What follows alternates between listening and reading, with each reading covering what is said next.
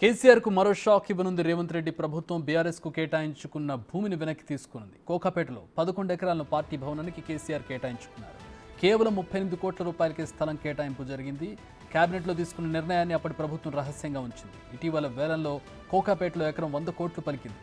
ఓవరాల్గా చూస్తే బీఆర్ఎస్ కు కేటాయించిన భూముల విలువ 1100 కోట్లుగా చెబుతున్నారు. అంత ధర పలికే భూమిని కేవలం 38 కోట్లకి కేటాయించుకోవడంపై విమర్శలు వస్తున్నాయి. ఆ భూమిని వెనక్కి తీసుకుని వేలం వేయాలని రేవంత్ రెడ్డి ప్రభుత్వం భావిస్తోంది.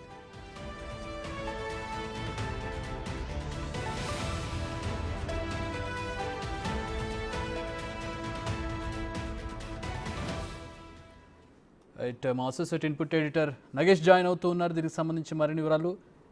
నగేష్, ఇంత భారీ స్థాయిలో ల్యాండ్ అనేది కేటాయింపు జరిగినప్పుడు, క్యాబినెట్ భేటీలో కూడా చర్చకొచ్చి ఆమోదం పొందినప్పుడు బయటకు ఎందుకు రాకుండా రహస్యంగా ఉంచారు?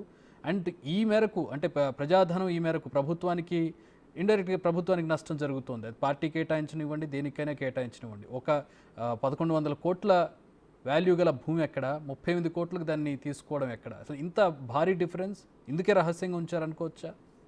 ఖచ్చితంగా, ఎందుకంటే అప్పటి బీఆర్ఎస్ ప్రభుత్వం ఆడిందే ఆట పాడిందే పాటలాగా వ్యవహరించిందని చెప్పొచ్చు. వాళ్ళు ఏది చెప్తే అదే అన్నది రూల్గా చేసిన పరిస్థితి. ఎందుకంటే 11 ఎకరాలు కోకాపేటలో కేటాయింపు జరిగిందంటే వాళ్ళు అప్పుడు ఏదైతే కొన్ని నిర్ణయాలు తీసుకున్న పరిస్థితి మనం అర్థం చేసుకోవచ్చు. అందులో క్యాబినెట్ మీటింగ్ పెట్టడం, క్యాబినెట్ మీటింగ్లో కేసీఆర్ చెప్పినట్టుగానే అప్పుడున్న మంత్రులంతా కూడా క్యాబినెట్కి ఆమోదం తెలుపుతూ 11 ఎకరాల కేటాయింపు జరిపారు. కానీ ఆ జీవోని బయటకు రాకుండా రహస్యంగా ఉంచిన పరిస్థితి.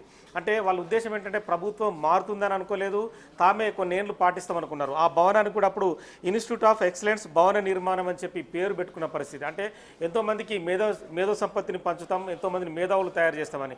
కానీ తీరా చూస్తే మాత్రం అది బీఆర్ఎస్ భారత రాష్ట్ర సమితి పార్టీ నిర్మాణానికి అని చెప్పి అప్పుడు బయటపడింది.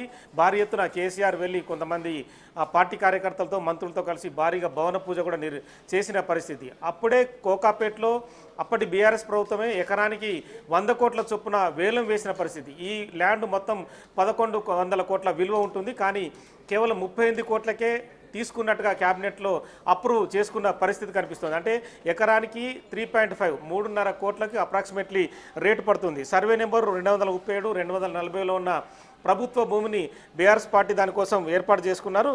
కానీ దీనిపైన అనేక పిల్స్ కూడా హైకోర్టులో దాఖలయ్యాయి. హైకోర్టులో కూడా భారత్ రాష్ట్ర సమితి పేరు మీద ఈ ల్యాండ్ ఎలా కేటాయిస్తారు, అప్పుడు వైఎస్ హయాంలోనే బీఆర్ఎస్ పార్టీకి అంటే అప్పుడు టీఆర్ఎస్ పార్టీకి బంజారాహిల్స్లో ఇప్పుడున్న భవనం ఉన్న ల్యాండ్ను కేటాయించిన తర్వాత మరొక ల్యాండ్ ఎలా ఇస్తారు, ఒక పార్టీకి 2 ల్యాండ్లు ఉండకూడదని చెప్పి చాలామంది పిల్స్ దాఖలు చేశారు.